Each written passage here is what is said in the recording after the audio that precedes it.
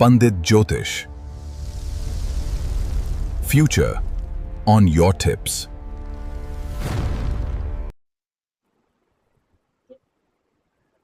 नमस्कार दर्शकों, पंडित ज्योतिष चैनल में आप सभी का हार्दिक स्वागत है।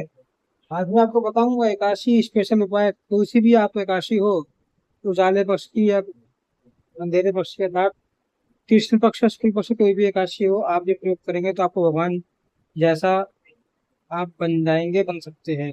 वीडियो पूरा अंत तक देखिए। वीडियो देखने से पहले हमारे चैनल को सब्सक्राइब कीजिए, वीडियो लाइक कीजिए। व्हाट्सएप, फेसबुक, इंस्टाग्राम एवं सभी प्रकार की सोशल नेटवर्किंग साइट्स पर हमारे वीडियो को देख सके शेयर कीजिए और साथ ही सब्सक्राइब के बराबर में जो बेल आइकन है उसको भी दबाकर और नोटिफिकेशन को ऑन कर लीजिए, जिससे कि सनातन धर्म से संबंधित जानकारी या समय तक प्राप्त सको। एकादशी और द्वादशी को भगवान को स्नान कराना ही धर्म है। आप लोग इस वीडियो को पूरा अच्छे से समझिएगा और आने वाली जितनी भी एकादशियां है उस पर यह सब प्रयोग कर लीजिएगा, ठीक है। देखिए, शास्त्र कह रहे हैं कि पंचामृतेन स्नात्य एकादशागमन द्वादश्याम च प्रयस्ताना। इसका तात्पर्य समझिए कि जो व्यक्ति एकादशी के दिन भगवान जनार्दन को पंचामृत से और द्वादशी के दिन शुद्ध दूध से स्नान कराता है, वैसे हरि का सारूप्य प्राप्त कर लेता है। देखिए, सारूप्य क्या है? 5 प्रकार की युक्ति होती है। तो इन सभी युक्तियों के बारे में छोटी सी जानकारी आपको समझ लीजिए कि कौन कौन सी 5 प्रकार की मुक्ति होती है। इन 5 प्रकार की मुक्तियों का वर्णन श्रीमद् भागवत जी में मिलता है। जो पहली मुक्ति यहाँ पर बताई जा रही है भगवान के द्वारा, सालोक्य मुक्ति।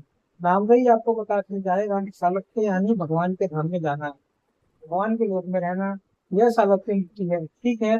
फिर दूसरे प्रकार की मुक्ति का वर्णन मिलता है सामीप्य मुक्ति।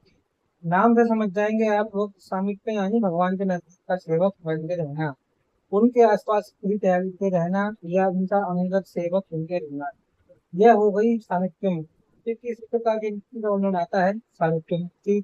सारूप्य मुक्ति क्या होती है? नाम से ही समझिए, सारूप्य यानी भगवान के जैसा ही बना कर रहना। यह बनाना नहीं पड़ता, अलग से आनंद नहीं बनना पड़ता, यह भगवान की तरफ से ही सब मिल जाता है। यानी वह भी जैसे भगवान चतुर्भुज है, वह भक्त भी चतुर्भुज हो जाता है। बाकी सब कुछ उसके पास एक जैसा ही हो जाता है, अलौकिक रूप प्राप्त हो जाता है उसे, है ना। जैसे दर्शन जाने वाला जीव भगवान विष्णु के समान ही चतुर्भुज, उसके पास भी शंख रहेगा, चक्र रहेगा, गदा पद्म रहेगा, सब कुछ रहेगा। लेकिन केवल उसके पास श्रीवत्स और कौस्तुभ मणि नहीं रहेगी। बाकी भगवान के जैसा ही दिखेगा, उनके जैसा ही सुंदर दिखेगा, उनके लोक में रहेगा। इसको कहते हैं सारूप्य मुक्ति। फिर चौथे प्रकार की मुक्ति का वर्णन आता है सारष्टी मुक्ति। सारष्टी मुक्ति यानी भगवान के समान ही ऐश्वर्य प्राप्त करना, ठीक है ना। इस मुक्ति को प्राप्त करने वाली आदमी को भगवान के ही समान अनंत ऐश्वर्य मिलता है, शक्तियां मिल जाती हैं, सुख सुविधाएं प्राप्त हो जाती हैं, ठीक है। फिर पांचवें प्रकार की मुक्ति है सायुज्य मुक्ति। सायुज्य मुक्ति क्या है कि भगवान और वह जीव सब एक ही हो जाते हैं, अलग कुछ नहीं बचता। न भगवान बचते हैं न जीव बचता है, यानी भगवान में ही विलीन हो जाना। इसको कहा गया है सायुज्य मुक्ति, है ना। एक ही हो जाना या सायुज्य मुक्ति हो जाएगी। जैसे तरंग उठ रही है, बुलबुले उठ रहे हैं पानी में, जब बुलबुला शांत हुआ तो क्या बन गया? पानी बन गया वापिस। तरंग शांत हुई तो क्या बन गई? पानी बन गई वापिस। ऐसे ही ये सायुज्य मुक्ति है। जीव का अपना कोई अलग से स्थिति नहीं रह जाता है। भगवान और वक्त दोनों एक ही हो जाते हैं, इसको कहा जाता है सायुज्य मुक्ति, ठीक है। 5 प्रकार की मुक्ति है। तो तीसरे प्रकार की मैंने जो आपको मुक्ति बताई है सारूप्य मुक्ति, कि भगवान के समान ही रूप धारण कर देना। पद्म, चक्र, गदा, शंख, पद्म आदि धारण कर लेना, है ना। ये सायुज्य मुक्ति क्या करने से मिलता है?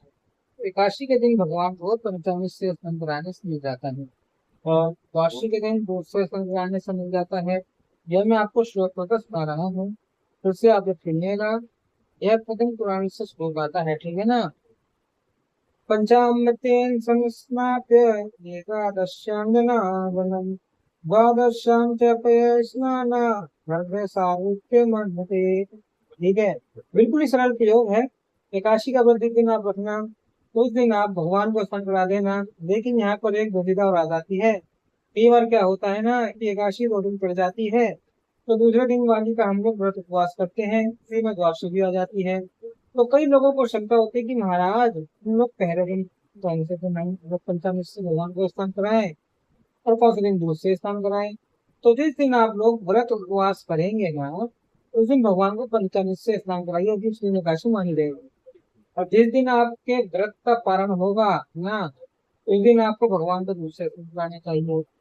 कौन सा भगवान चाहिए देखिए, इससे प्रथम तो मैं शालिग्राम शिला का ही कहूंगा, क्योंकि कुछ लोग तो शालिग्राम शिला शाखा जी का ही रूप मानी हुई है। ठीक है ना। लोग क्या करते हैं, शालिग्राम शिला को बाहर रख देते हैं, घर के नहीं लाते। यदि आपके पास असली शालिग्राम शिला है ना, आप घर में स्थापित करते हैं तो मानो कि आपके घर में साक्षात विष्णु जी विराजमान हो गए। अपमान अनादर नहीं करना चाहिए, बाहर गमले में रख दिया। देखिए तुलसी गमले में लोग बाहर रख देते हैं शालिग्राम को, ये अनादर अनादर है बहुत बड़ा। घर में अच्छे से आदर पूर्वक रखिए, अपने पूजन स्थान में रखिए, साफ सफाई से गद्दी पे, साफ कपड़े पे, बजोट पे भगवान के ऊपर तुलसी पत्ता चढ़ाकर रखिए। ठीक है। बाकी किसी के पास लड्डू गोपाल हो, आप उनके ऊपर भी अभिषेक कर सकते हैं। नारायण भगवान की कोई भी मूर्ति हो, खड़े हुए श्री कृष्ण जी बांसुरी वाले हों, तो उनके ऊपर भी आप लोग अभिषेक कर सकते हैं। शिवलिंग ही क्यों ना हो, उस पर भी कर लीजिए। अगला सवाल आपका आता है कि हम लोग पंचामृत बनाए कैसे। तो देखिए पंचामृत बनाने की ना बिल्कुल ही सरल विधि है, आप लोग अच्छे से एक ही बार में समझ जाएंगे।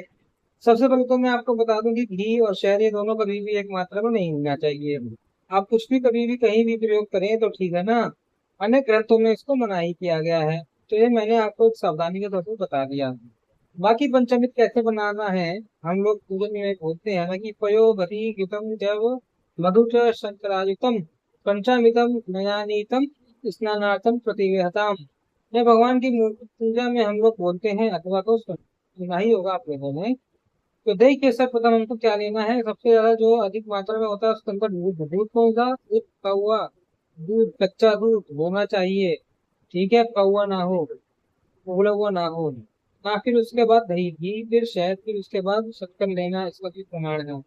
अब मैं उदाहरण के तौर पर आपको बताता हूँ, मान लीजिए आपने 8 चम्मच दूध लिया, तो उसका आधा आप लोग लेंगे दही, यानी 4 चम्मच दही लेना है। अब उसका आधा आपको लेना है घी, यानी 2 चम्मच आपको घी लेना है। अब उसका आधा आपको लेना है शहद। मैंने पहले ही बताया था घी और शहद एक प्रमाण में नहीं लेना चाहिए, ठीक है ना। तो घी का आधा हो गया शहद यानी 1 चम्मच, और शहद के ही बराबर शक्कर लेना चाहिए। ठीक है, शक्कर आपने डाल दिया, फिर इसको आप लोग मिला देना, और उसके बाद इससे भगवान को स्नान कराना है।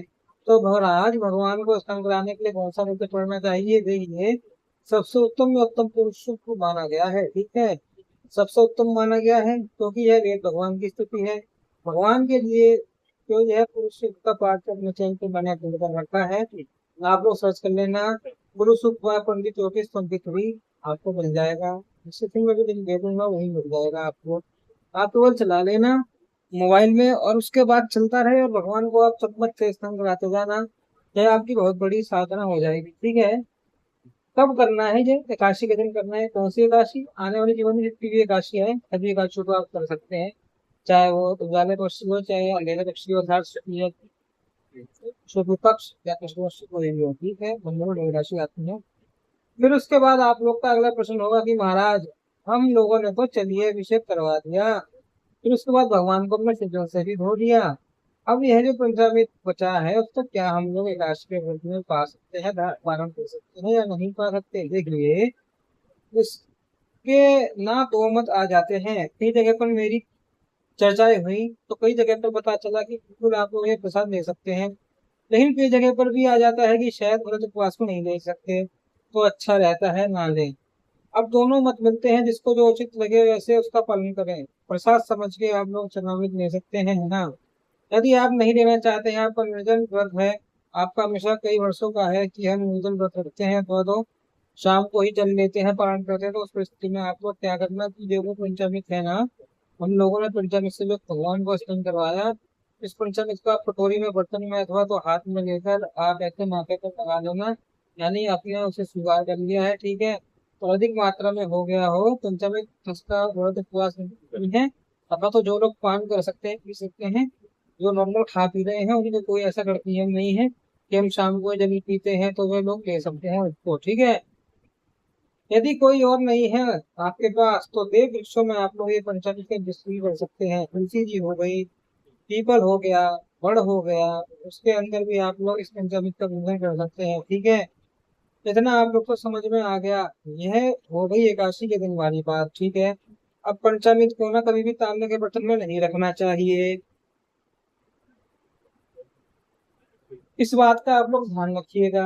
कई लोग ये भी पूछेंगे कि महाराज इसके अंदर हम लोग तुलसी पत्ते मिला सकते हैं? हाँ जी, बिल्कुल मिला सकते हैं, पंचामृत में मिलाया जा सकता है।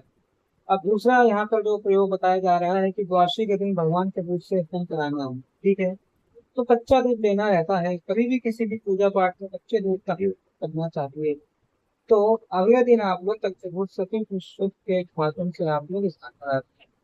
पुरुष सूक्त के माध्यम से यदि आप स्नान नहीं कराना चाहते हैं, नहीं सुनना चाहते हैं, बात कमी नहीं है, मोबाइल का डाटा खत्म हो गया है, मोबाइल आपका डिस्चार्ज पड़ा हुआ है, तो आप लोग ओम नमो नारायणाय, ओम नमो भगवते वासुदेवाय इस प्रकार से कहते कहते भी भगवान का अभिषेक कर सकते हैं नाम मंत्रों के द्वारा। ठीक है, ये छोटा सा ही प्रयोग है लेकिन बड़ा ही जीवन है। मुझे पढ़ते पढ़ते दिन करते करते प्रथम पुराण का श्लोक मिल गया, तो मैंने आप लोगों को ये बात बता दी। ठीक है, फिर से बता दूं, एकादशी के दिन पंचामृत से द्वादशी के दिन दूध से स्नान कराना है भगवान श्री हरि विष्णु को। फिर उस दूध का क्या करें यह भी आप लोग पूछेंगे। अब उस देखिए द्वादशी रहेगा, दूध का तो पान आप लोग कर ही सकते हैं, मतलब पी सकते हैं है ना। यदि आपने अच्छे से बर्तन में किया हो तो बस सामने के बर्तन का स्पर्श नहीं होना चाहिए दूध का, इस बात का आप लोग ध्यान रखना। ठीक है, कुछ पूछना होगा तो कमेंट बॉक्स से पूछिएगा, जिससे कि मुझसे ईमेल आईडी इस पे सपोर्ट कर सकते हैं। मिलते हैं वीडियो में, जब तक के लिए लगाना है।